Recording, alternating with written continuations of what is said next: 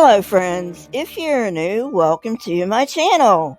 Why don't you go down, hit the subscribe button and ring the bell so you don't miss any episodes.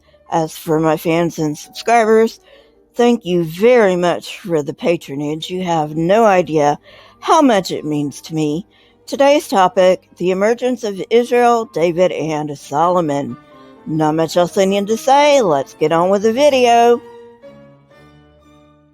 So this is the point in Israel's history where we actually get on more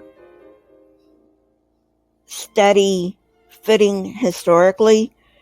As I have said before, David is the first king we can actually point to in Israeli history, and it seems Israel did not have a history before David.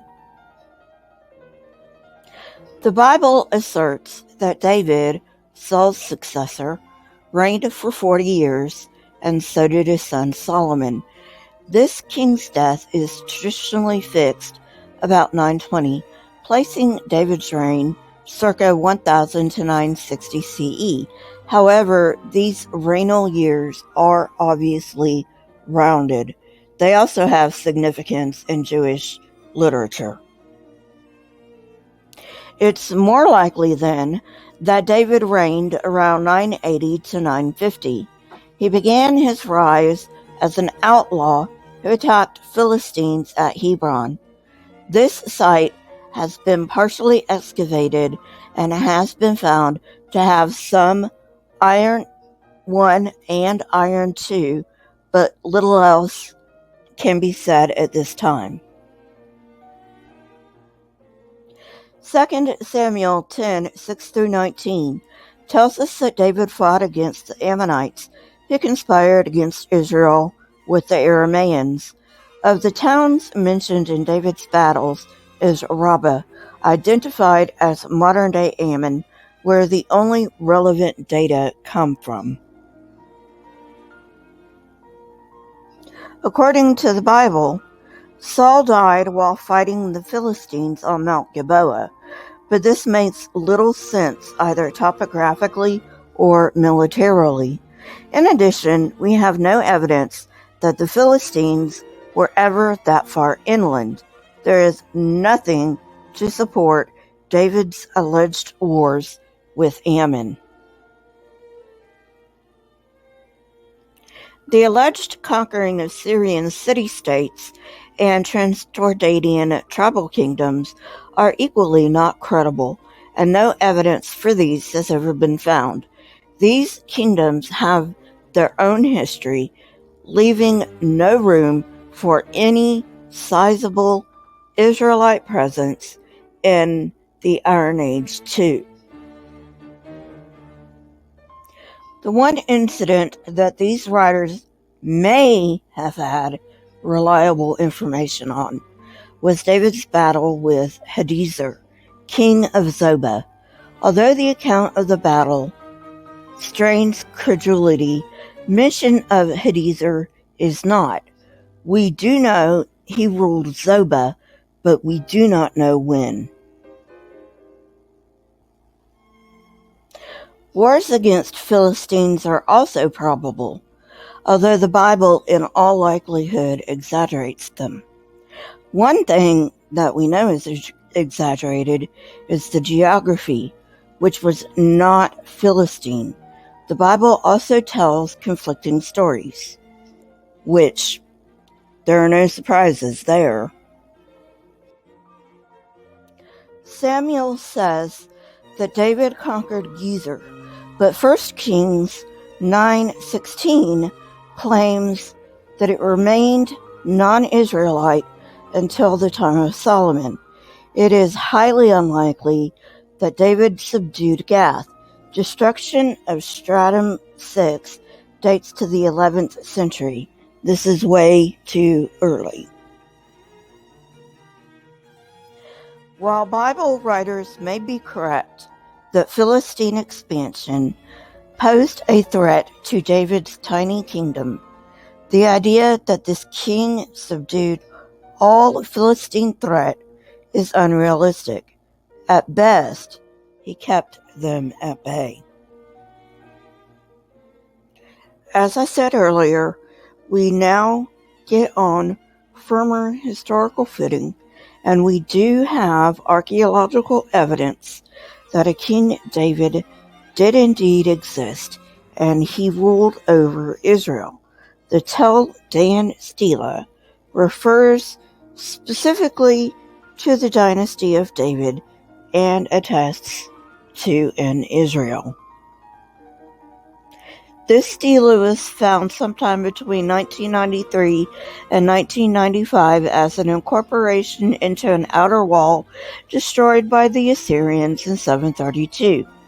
The reference to Hazael of Damascus, as well as paleography, the study of historical writing systems, dates the original stela circa 741.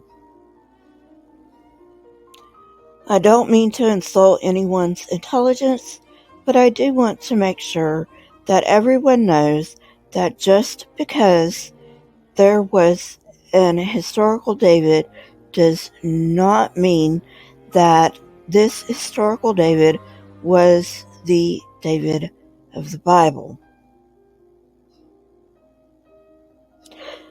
By this, I mean that it is well known that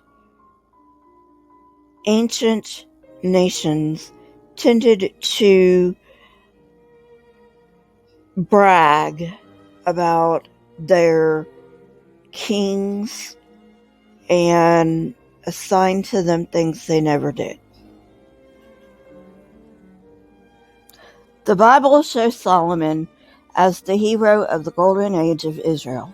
Solomon supposedly ruled an empire from the Mediterranean to the Euphrates with a capital at Jerusalem.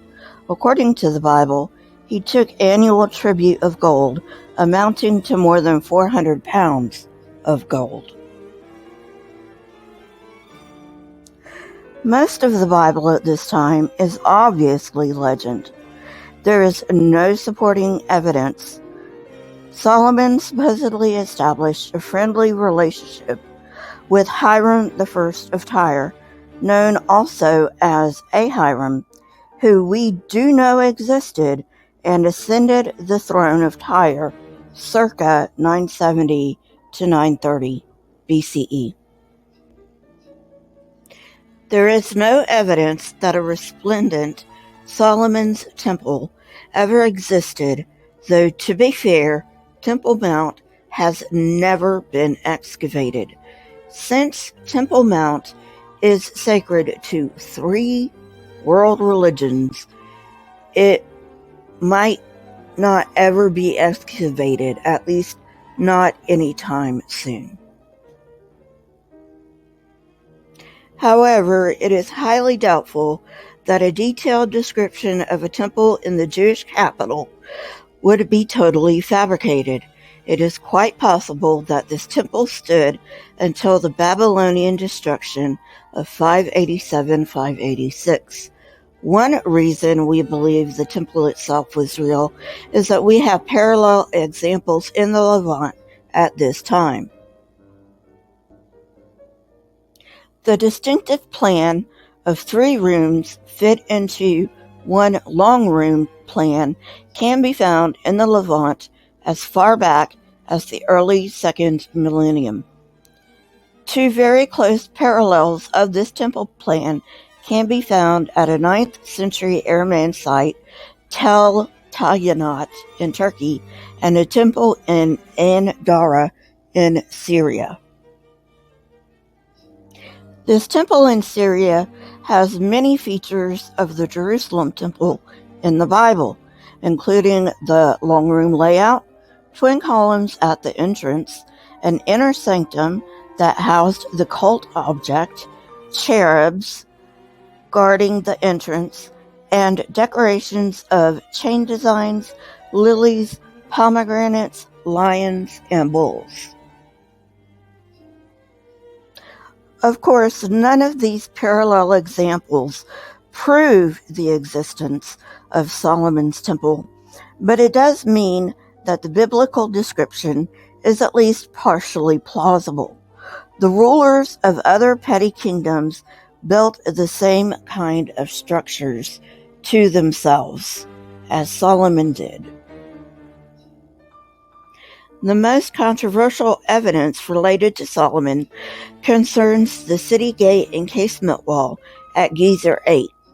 Archaeologists have dated these to the mid-10th century based on stratigraphy and ceramic typology, not 1 Kings 9:15 through 17.